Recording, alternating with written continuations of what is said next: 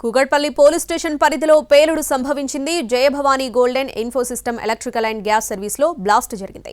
అక్రమంగా gas filling చేస్తుండగా ఈ ఘటన జరిగింది. ప్రమాదంలో ఒక వ్యక్తికి తీవ్ర గాయాలయ్యాయి. బాధితుడిని హాస్పిటల్కు తరలించారు.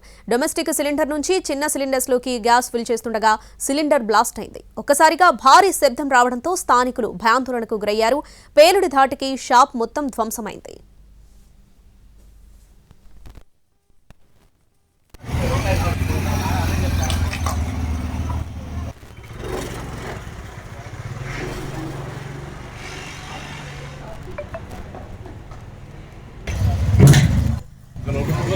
కూకట్పల్లి పోలీస్ స్టేషన్ పరిధిలో పేలుడు సంభవించింది. జయభవానీ గోల్డెన్ ఇన్ఫోసిస్టమ్ ఎలక్ట్రికల్ అండ్ గ్యాస్ సర్వీస్లో బ్లాస్ట్ జరిగింది.